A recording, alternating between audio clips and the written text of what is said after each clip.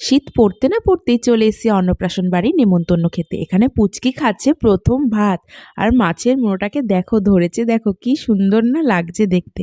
আমরাও খেতে বসে পড়েছি। প্লেট দিয়ে দিয়েছে গরম গরম সাদা ভাত, তার সাথে ভেজ ডাল আর একটু লেবু চিপে নিই, আর তার সাথে দিয়ে দিল ঝুরি ঝুরি আলু ভাজা। ওহ, আর কিছু লাগবে না, এই দিয়ে আমি খেয়ে নেব। তারপরে চলে আসলো মাছের মাথা দিয়ে বাঁধাকপি, শুকনো ভাতে আর কি চাই। পার্শে মাছের সাইজটা জাস্ট দেখো, দেখেছো কত বড়, আর একদম ফ্রেশ মাছটা, জাস্ট দারুণ খেতে, দারুণ, কোনো কথা হবে না। সর্ষে পোস্তর কাই দিয়ে একটু মেখে জমিয়ে বেশ খাচ্ছি দুপুরবেলা। তারপরেই চলে আসলো কাতলা মাছের কালিয়া, আহা তার কি স্বাদ। চলে আসলো খেজুর আমসত্ত্বের চাটনি, আর তার সাথে পাঁপড়, খুব ভালো লাগে কিন্তু খেতে। তারপরে চলে আসলো পায়েস, শীতের দুপুরে হট গোলাপ জামুন, আহা আর কি চাই। খাওয়াটা বেশ দারুণ হলো।